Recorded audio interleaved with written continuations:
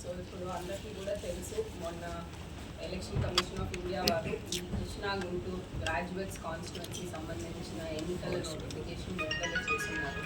So notification schedule అనేది అందరికీ కూడా ఐడియా ఉంటుంది, పేపర్లో అన్నింటిలో కూడా చూసుకుని ఉంటారు. సో మనకి నోటిఫికేషను 3వ తారీఖు ఇష్యూ చేయడం జరిగింది, అంటే ఈ మండే. సో ఆ మండే రోజు నుంచి నామినేషన్ ప్రక్రియ అనేది స్టార్ట్ అయ్యింది. So last date for nominations వచ్చి 10th ఫిబ్రవరి. సో వచ్చే సోమవారం లాస్ట్ డేట్ నామినేషన్స్కి. తర్వాత 10వ తారీఖు వరకు వచ్చిన నామినేషన్స్ అన్నిటినీ కూడా మనం 11వ తారీఖు అంటే ట్యూస్డే ఫిబ్రవరి స్క్రూటినీ కార్యక్రమము ఇక్కడ కలెక్టరేట్లో వీడియో కాన్ఫరెన్స్ హాల్లో జరుగుతుంది.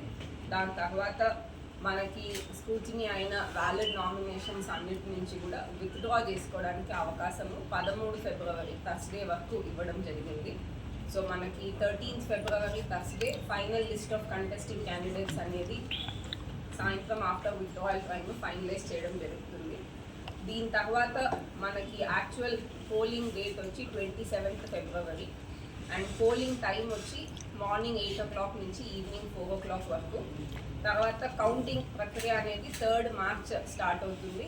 యూజువలీ మనకి ఇదంతా బ్యాలెట్ పేపర్ ఎలక్షన్ కాబట్టి మనకి కౌంటింగ్ అనేది ఈజీలీ 2 to 3 days టైం తీసుకునే అవకాశం ఉంది. సో కౌంటింగ్ ప్రక్రియ 3rd March స్టార్ట్ అయ్యి 8th March లోపు పూర్తి చేయాల్సిందిగా ఎలక్షన్ కమిషన్ వారు ఆ నోటిఫికేషన్లో విడుదల చేస్తున్నారు.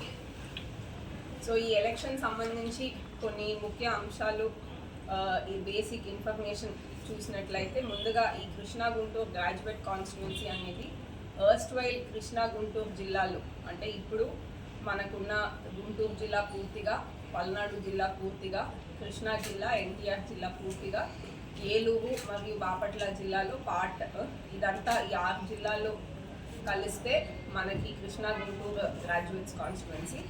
ఈ కాన్స్టిట్యున్సీకి రిటర్నింగ్ ఆఫీసర్ వచ్చి గుంటూరు కలెక్టరు అండ్ ప్రతి డిస్ట్రిక్ట్లో కూడా డిఆర్ఓస్ అసిస్టెంట్ రిటర్నింగ్ ఆఫీసర్గా ఉంటారు.